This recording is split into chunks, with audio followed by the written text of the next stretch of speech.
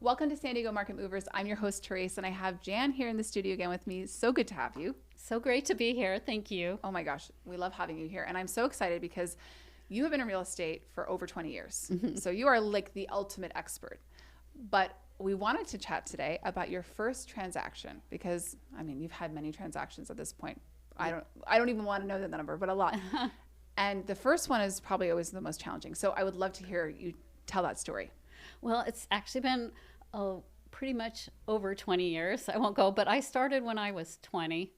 And I remember I had a baby and I would go door to door with my baby stroller and knock on doors.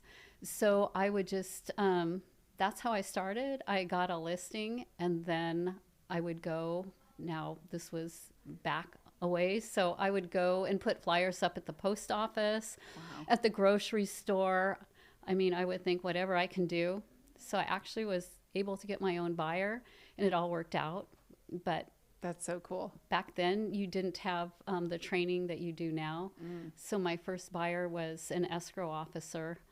And I remember I was driving her around and she goes, "What escrow company do you use?" And I go, "What's an escrow?" I didn't even know. So anyway, I've come a long way and I keep learning and I listen to my buyers and sellers and I have incorporated a lot and perfected my marketing. So here I am. I was going to say, you were marketing back then. It just looked very different. Very different. And I love that because I think so many people, especially if you're starting out as an agent, you can feel like, oh, I need to know everything or I need to be like the most smartest person in the room. And just that you didn't know what escrow was and look at you now.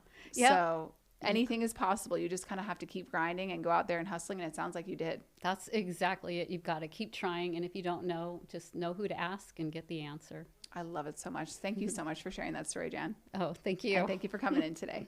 Thanks for having me. Of course.